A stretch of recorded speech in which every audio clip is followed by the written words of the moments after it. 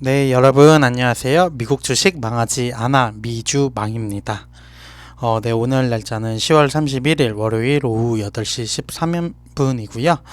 지난 주말에 많은 분들이 알고 계시겠지만 이태원에서 큰 사고가 있었습니다. 그래서 좀 슬픈 한 주가 될 것 같은데 삼가 고인의 명복을 빌고 오늘 제가 가져온 뉴스 기사는 아마존 관련 소식입니다.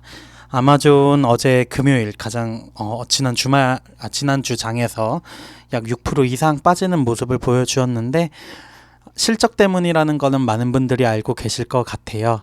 근데 그러한 지표들 중에서도 투자자들이 꼭 알아야 하는 6가지의 주요 포인트가 있다고 하는 기사이기 때문에 뭔가 일목요연하게 알아볼 수 있을 것 같아가지고 가져와 봤고요. 바로 그러면 시작을 해보도록 하겠습니다. 아마존 어닝 6 Key Metrics Investors Should See라는 제목의 기사입니다. 3분기 매출은 전년 동기 대비 15% 성장하면서 월스트리트의 컨센서스 추정치를 약간 하회했습니다. 수익도 애널리스트들의 예상보다 낮았다고 합니다. 분기 매출 가이던스는 월스트리트의 예상치에 미치지 못했습니다 라고 해서 3가지의 키포인트를 얘기를 하고 있는데요. 전체적으로는 시장 컨센서스 그리고 앞으로의 가이던스도 시장의 컨센서스만큼 나오지 못한 모습 때문에 주가가 6% 이상 하락한 게 아닐까라는 생각이 들고요.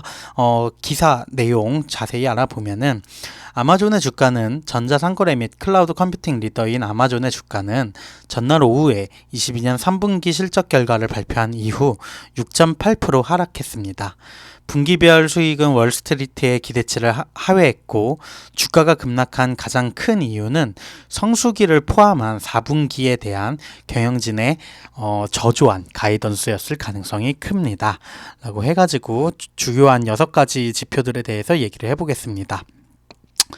아마존의 분기별 순매출은 전년 대비 15% 증가한 1271억 달러로 월스트리트가 예상했던 1275억 달러를 약간 하회했습니다. 그러나 그 결과는 회사의 가이던스 범위에는 부합을 했는데요.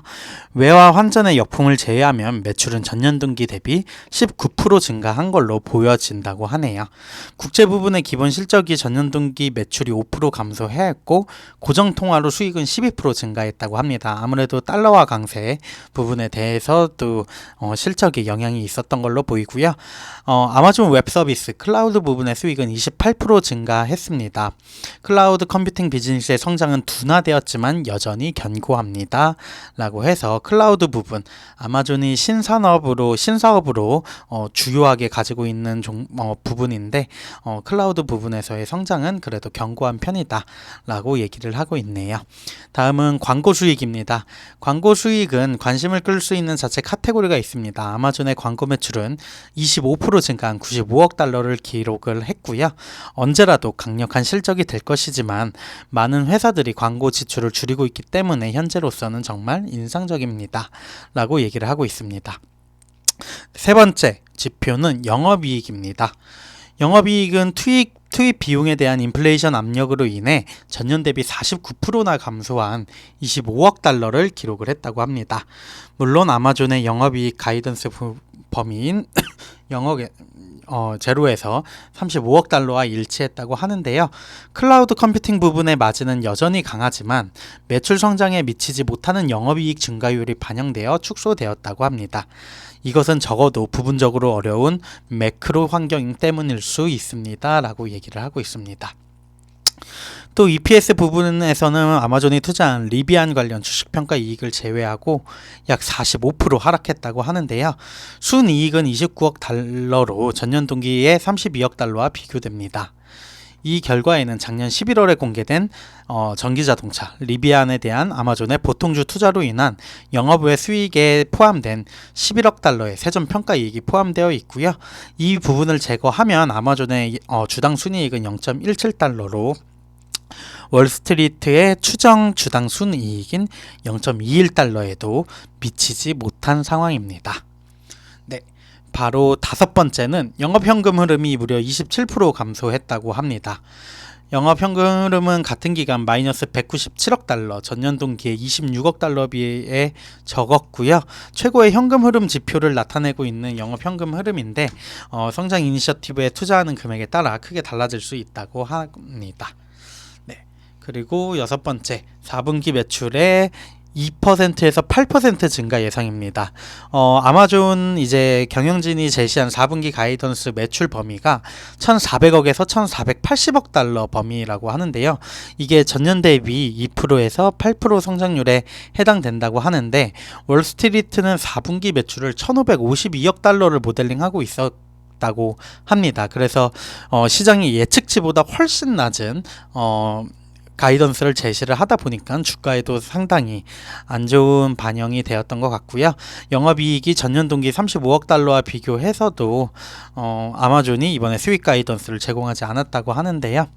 이러한 부분이 주가에 결국은 반영이 된 게 아닐까라고 생각이 들고요. 아마존은 거시 환경의 역풍을 감안할 때 꽤 괜찮은 3분기 실적을 올렸습니다. 그러나 4분기 매출 가이던스는 다소 실망스러웠고, 즉 장기 투자자는 몇 가지 사항을 염두에 두어야 합니다 라고 해서 도전적인 매크로 환경은 영원히 지속되지 않습니다와 경영진이 지침에 따라 보수적일 가능성이 높습니다 라고 얘기를 하면서 기사를 마무리하고 있습니다. 아마존 관련해서 실적 발표 부분에서 6가지 주요한 지표에 대해서 한번 얘기하는 시간을 가져봤고요. 시장의 예측치 대비 실제 기록한 매출이라던가 가이던스를 보여주는 기사여서 가져와 봤습니다. 아마존 투자자분들 뿐만 아니라 아마존은 어떻게 보면 빅테크를 대표하는 주식이고 상거래 부분의 이커머스 또 경기의 지표일 수 있기 때문에 관련해서 서학개미 분들 모두 참고해 주시면 좋을 것 같습니다. 네, 그러면 지금까지 미국 주식 망하지 않아 미주 망이었습니다. 감사합니다.